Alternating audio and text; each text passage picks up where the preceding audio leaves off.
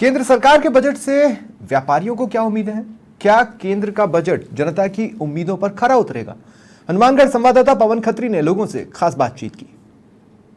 पवन खत्री और आप देख रहे हैं समाचार प्लस। आज यहाँ हमारे साथ कुछ व्यापारी जुड़े हैं जिनसे हम चर्चा करेंगे। जो 23 तारीख को केंद्र सरकार के द्वारा बजट पेश किया जाएगा, हमसे पूछते हैं कि किस तरह की अपेक्षाएं हैं इनको बजट से।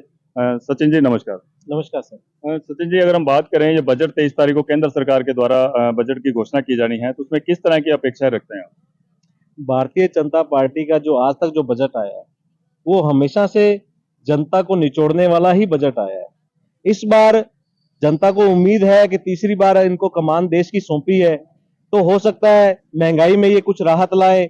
जो सिलेंडर जो 1200 के ऊपर सिलेंडर कर दिया था, इन्होंने जुमला भी दिया था कि सिलेंडर के रेट सस्ते करेंगे, पेट्रोल डीजल के रेट सस्ते करेंगे, जिससे कि आम आदमी का जीना क्या बहुत दूभर हो गया था। और पेट्रोल डीजल की रेट की वजह से तो मार्केट में बिल्कुल उथल पुथल करके रख दिया था। तो यही उम्मीद करेंगे कि सिलेंडर के रेट कम हो, पेट्रोल डीजल के रेट कम हो, और जो इन्होंने टैक्स वसूला है तो उसका भरपूर फायदा पूरी देश की जनता को मिलना चाहिए। जैसे बिजली के हो, चाहे अपने चिकित्सा सुविधाओं के ऊपर हो, रोजगार के ऊपर हो। बेरोजगारी बहुत बढ़ रही है, रोजगार युवाओं को प्रोवाइड करवाना बहुत आज के टाइम में बहुत जरूरी हो गया है, क्योंकि पढ़ा लिखा युवा आज बेरोजगार बैठा है। तो केंद्र सरकार से यही उम्मीद करेंगे इस बार बजट के ऊपर कि रोजगार के ऊपर और महंगाई के ऊपर काम करे। अभी हमारे साथ सुनील जी भी हैं। सुनील जी, आप जो 23 तारीख को केंद्र सरकार के द्वारा बजट की घोषणा की जानी है, उसमें आप क्या अपेक्षा रखते हैं? मुख्य अपेक्षा तो यही रहेगी, जो आज की आम आदमी की सबसे बड़ी समस्या है वो महंगाई है, उसके ऊपर केंद्र सरकार कोई राहत प्रदान करने का काम करे। दूसरा, जो युवाओं के लिए कुछ रोजगार के अवसर बढ़ाने के लिए शिक्षा के क्षेत्र में और जो सुधार की गुंजाइश है उसको जल्द से जल्द करे और उसको कार्य रूप प्रदान करे। तीसरा, किसान वर्ग भी आज जो हमारे इलाके का विशेष रूप से है, जो बहुत सारी समस्याओं से घिरा हुआ है ना, फसलों में सुंडी की समस्या है और है, तो इनको और भी देखते हुए किसानों को भी राहत प्रदान करे। मुख्य समस्याएं तो यही है इस टाइम। अभी हम अगर बात किसानों की जैसे बात की, यहाँ हमें पानी की भी व्यवस्था जैसे नहीं है। हनुमानगढ़ में अगर पानी की बात करें तो पानी, गंदा पानी आ रहा है पीने के लिए, और बिजली की भी बड़ी कटौती हो रही है इस बार। तो उसमें आप क्या अपेक्षा रखते हैं?